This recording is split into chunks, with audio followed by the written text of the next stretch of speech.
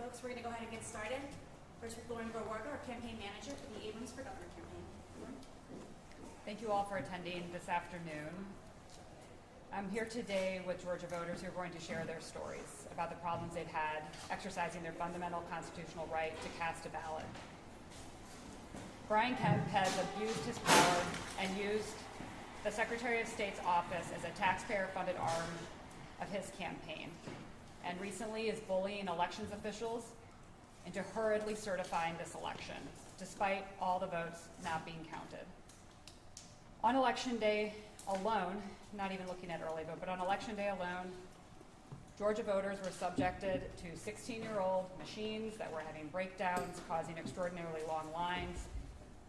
And due to that lack of action on those machines, we saw lines of up to 4.5 hours in precincts with large numbers of Democratic voters, voters of color, students across the state. The machine breakdowns resulted in an unprecedented number of provisional and emergency paper ballots being cast, and some folks not being able to cast a ballot at all. Secretary of State did not provide guidance to those local boards of elections, did not tell them to stock up on extra paper ballots, knowing that there was such extraordinarily high turnout. We still are waiting for members of the military and overseas Georgians for those ballots to be received. They need to be received by the end of the day today. And we know that all the votes still have yet to be counted. In fact, we have now, as I walked in here, heard from our attorney who is down in Albany that we now have a second federal judge who has said that there is an undue burden being put on voters here to exercise their right to vote. And Dougherty County has a temporary restraining order on the certification of their elections until that county can work out with that judge what they're going to do with absentee ballots there. Voters at the colleges, at the HBCUs of Morehouse, Spelman, and Clark, Atlanta, had challenges voting in particular. There are many stories, but we wanted to lift up this example in particular because these suppressive tactics are reminiscent of the Old South. Tactics that have been resurrected by Brian Kemp, who forced the state to allow him to oversee his own election and have him be the decider on who was the winner. So as Secretary of State, and as Brian Kemp was the Chief Elections Officer through the election, it is Kemp and Kemp alone who is responsible for Georgia's shocking inability to run elections effectively. And through the Democratic Party of Georgia's Voter Protection Hotline, we have been fielding thousands upon thousands of calls attempting to do the Secretary of State and local elections officials' job for them and coaching voters through how they can get their votes counted. That effort continues every hour of every day. And so this is not just a legal issue, this is an issue of fundamental fairness. The bottom line is this: the Stacey Abrams for Governor campaign is committed to making sure that every single eligible ballot cast is counted and every Georgian's voice is heard. It is essential in order for Georgians to have confidence in the legitimacy of this election and to ensure they have confidence voting in future elections.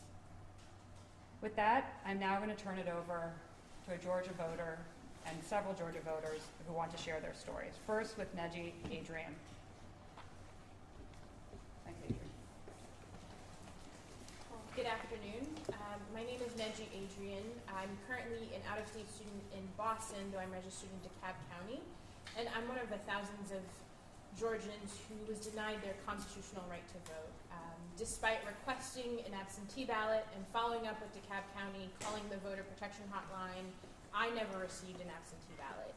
And I find it disconcerting that under Brian Kemp's tenure as Secretary of State, that there's so many anecdotes about Georgians not being able to vote, about it being difficult to vote. And I'm proud to stand with the Abrams team as they ensure that every voice is heard and every vote is counted, because it's important as we move through this electoral process that Georgians have faith in the process, that they believe that this is a legitimate election, so that we can believe in our elected officials in future elections.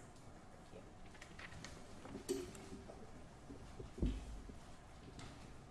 All right, our next speaker is going to be Kazim B. Jackson. Hi, my name is Kazimbe Jackson, and I use he, him pronouns. I live in East Point, and I updated my address at least 2 times before Election Day. And on Tuesday, when I went to my polling place, they denied me a ballot. They said that I had registered at a different place and that I had to go to that place, which was 30 minutes away from the polling place that I was at, my old address, in order to vote. Thankfully, I posted a post on Facebook, and a few of my friends directed me to the Democratic Party of Georgia's voter protection hotline, and they were able to help and told me that I could vote. But I know I was lucky. I had the privilege to have a car to be able to drive 30 minutes away. I also had a job that was flexible enough to allow me to take hours to be able to go take time to vote. Now, former Secretary of State Brian Kemp always said that he wanted it to make it easy to vote, but I would say that he's either lying or he's falling short of that goal seriously. Aside from me, voters, like you heard, at Morehouse, Spelman, and Clark were also turned away from their polling places and forced to go to second and sometimes third locations. And I can imagine as students, they probably didn't, like me, have access to cars and probably had classes that they had to get to. Now, Kemp may have resigned, but that doesn't erase the problems of the last few weeks, and it doesn't let him off the hook. This is a question of pure fairness. The Abrams Campaign is demanding that every vote be counted before results are finalized, because we don't know how many people struggle to cast a ballot. And I know it makes me feel really proud that my vote is actually going to count. The Secretary of State office has offered no proof about how many provisional ballots were cast. We only have their word to lean on. And if we learned one thing from Brian Kemp, is that his word doesn't mean much. Thank you. And I do want to introduce the next speaker. Their name is Tate Delgado. Hello, my name is Tate Delgado. I'm a lifetime resident of Gwinnett County, Georgia. Currently, I attend college at the University of Southern California, and so I knew ahead of time that I would have to take extra steps in order to be able to cast my vote. So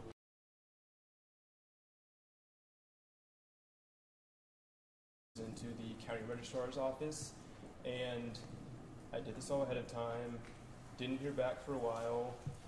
Turns out that instead of sending literature to the address that I listed on my application, my college apartment, they instead sent it to my home address in Georgia. So then, of course, my family sent it out to California. I open it up thinking, okay, this has been a ridiculous process, but at least I'll get to vote in time, only to see that they have rejected my application in order to vote, despite me being a registered voter and a previous voter in the state of Georgia. Something peculiar about it was that it said that voting was a privilege, voting is a right, it shouldn't be controversial, and furthermore, because of the issues in terms of sending me this information, there was no time for me to rectify and get another application in, have them send it back. They just took too long in terms of going through these steps, and ultimately I was unable to vote in this election. I think that the blame has to clearly lie with the person who's overseeing the election.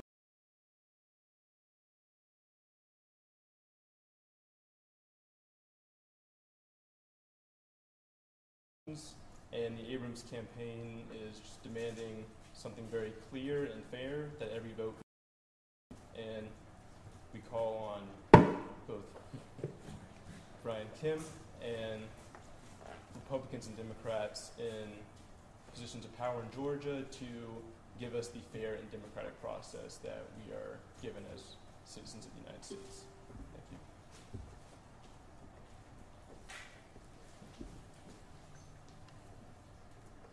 We're going to hear briefly from the rest of the folks who are here on what their name is and their story briefly.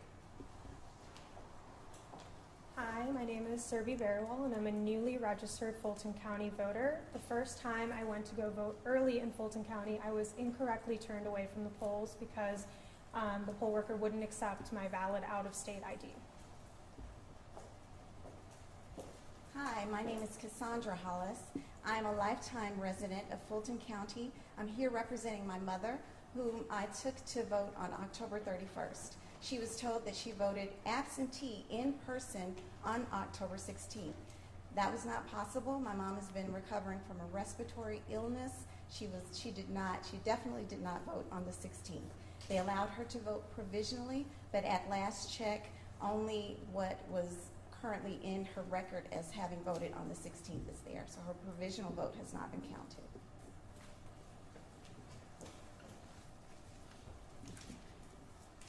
Good afternoon. My name is Arno Huguet. I am the elected Fulton County surveyor, and I was deterred from voting on election day after returning to my polling location 3 times and being told that there was a 2 to 4 hour wait. That is pretty much it.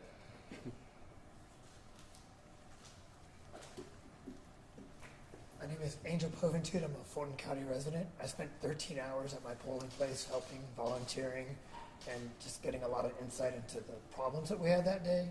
And if there's any further questions, you can ask those now. And we now have time for some questions. So whoever would like to ask some. Very much it's an Associated Press. Just wondering, do you think that people's opinions about the election is related to racial, is there a racial division in how people feel about the election? So I'm not going to talk about feelings right now. I'm going to talk about facts. The facts are that in large Democratic precincts, there were inadequate machines and inadequate paper ballots. The facts are that disproportionately impacts voters of color. It disproportionately impacts student voters. Those are the facts. What additional questions? For people who don't understand kind of what voter suppression can look like, in terms of, you talked about kind of this being reminiscent of the Old South, but I think that people think about voter suppression kind of in those older terms, think about lynching, think about violence, but you all are certainly contending that this is also a form of voter suppression. So for people who don't necessarily make that connection, can you explain why the stories of folks like these do equate to voter suppression? So stepping back from the tremendous number of issues on Elections Day, and that the voters who stand behind me are representative of tens of thousands of voters. We look at Brian Kemp's tenure over the course of his time as Secretary of State. He has purged an unprecedented number of voters, disproportionately impacting voters of color and young people. He has insisted on legislation like the exact match. He has not replaced aging machines. He has not given guidance to counties. He has tried to claim that he has won this election without even certifying all the votes at the county level. And when you look at the way this impacts Georgians, how it impacts members of the military who have not yet had their chance to be heard, how it impacts homebound Georgians when he comes out and says, like you heard today, that absentee voting is a privilege and not a right. Tell that to someone who is homebound, who is elderly, who is sick. The trampling of constitutional rights, we have now had a second federal judge saying that there's an undue burden. The first one was Judge Totenberg about a month before the election, saying that our system trampled on the constitutional rights, but she was in a situation so close to the election, that was a difficult decision she made. And just this morning in Dougherty County, we hear the same. Voter suppression looks a lot of different ways. It looks like database errors. It looks like negligence of duty. It looks like the scene at Morehouse and the AUC on Tuesday, which was utter chaos and could have been predicted. And the Secretary of State should have given guidance to Fulton County on how to be prepared when we were seeing historic turnout of young people during early vote. Inaction has been suppressive in this case, and time and time again that we see that. So our mission is simple: count all the votes. In the 24 hours since I saw you last here, 1,000 more early votes came in Coffee County, a county that was reporting 1,000 or 100% reported. Those were largely Republican votes. But the point remains, count all the votes. We want them all counted so that Georgians feel as though this is a fair process. It's very straightforward. You say the voters behind you are representative of the tens of thousands of voters who are in a similar situation. Are you saying you've heard from tens of thousands of voters in the outline, or how many voters would you estimate you've heard from so far? Thousands. We have heard from thousands of voters who have questions about their absentee ballots, their provisional ballots. They have questions about the process and why they are turned away. And we can get you the exact numbers of folks in our follow-up. Post online about someone who mailed in an absentee ballot and got a return saying that the address was wrong. Apologies if somebody already asked about this. Is that something you guys are seeing? So just to back up, we filed litigation are in court today in Dougherty County. We put a holdout to every single county yesterday, a document preservation hold to all 159 county attorneys so that no evidence can be destroyed. No text message, no scrap of paper. So that has gone out for all 159 counties. We expect to file additional litigation today around absentee ballot issues, and we'll have more information forthcoming. How likely do you think it is that you will have a resolution that's something that is acceptable to you? However long it takes for all the votes to get counted. We're not on any particular timetable. Do you have any sense of how many people you've helped to actually show up with ID for the provisionals to get those validated? Can you give us some details on that? So the lion's share of the provisional ballots that were cast due to the failure to have adequate machinery in polling locations. That means these were not provisionals due to a lack of proper identification. That means the counties have until they certify to count these votes. There's no action needed on behalf of a voter to fix an ID issue. This week we have helped, I believe it's dozens or potentially hundreds, we'll get the exact number for you, who have coached them through going to their boards on any ID issue. But the lion's share, the vast majority of paper ballots and provisional ballots should be counted with no action on behalf of the voter. And that is what's precipitated a lot of the incoming calls because of the confusion on that issue. Because some counties were calling them emergency paper ballots, some counties were calling them provisional.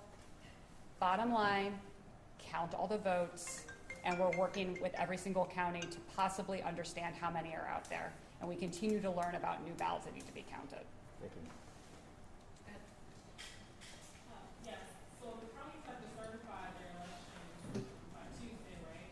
Every county in the state. By statute, it's the Monday after the election. Right, but they got to finish it Tuesday at 5 p.m., I think now. There are some counties doing Monday and some doing Tuesday, and there's 15 counties that have certified this week already. Right, so do you expect all of these voting issues to be resolved by then?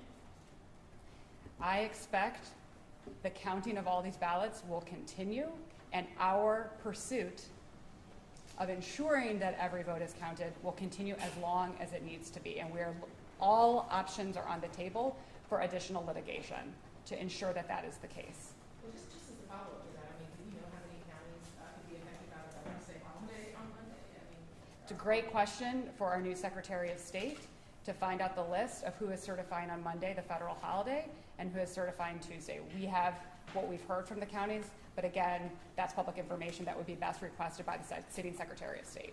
We have time for 2 more questions. Wait. We haven't seen Stacey Abrams since the election night. I don't know about the other journalists, and I know I haven't seen her in public. Is she expected to step up and speak to the voters about these issues you're raising at the campaign headquarters? Stay tuned. Yep. Last question. Go ahead. Yes, I will confirm this about many people like Senator Tyrese and other people trying to bring power cords, trying to help out, being turned away, kicked out. Did you confirm some of these reports? Yeah, there are a lot of different media reports on Election Day throughout early vote of just chaos and very basic things not happening. Lack of power cords. We have, over the course of early vote in Southwest Atlanta, There was a sewage overflow in an early vote location, people showing up, not being directed.